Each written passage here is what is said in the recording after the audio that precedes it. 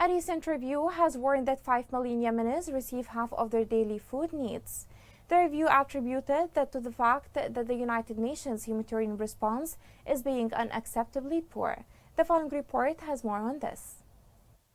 In a recent report, the Office for the Coordination of Humanitarian Affairs of the United Nations revealed a drop in the number of food rations provided to millions of people in need in Yemen. The 2022 Human Resources Planning was able to secure about 26% of the requested $4.27 billion to provide life-saving assistance and protection services to 17.9 million people. On the other hand, 5 million people will no longer receive more than half of their daily needs as a result of the funding reduction in June, while 8 million people will only receive less than one-third. The UN Population Fund, which is the sole supplier of reproductive health medications and is in charge of providing reproductive health services in Yemen, was forced to scale back humanitarian operations by 25% since the beginning of the year due to a lack of funding.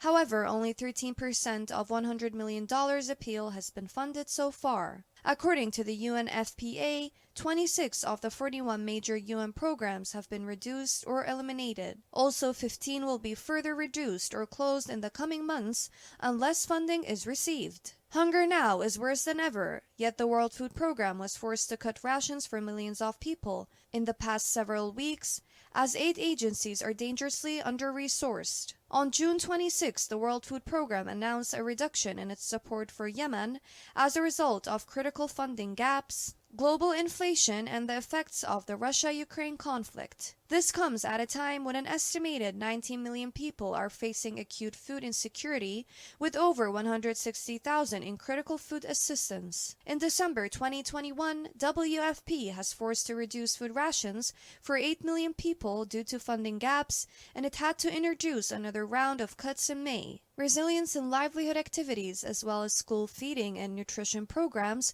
will cease for 4 million people, leaving assistance available for only 1.8 million people. If immediate action is not taken, millions of people will face severe food insecurity, avoidable diseases, displacement, and death.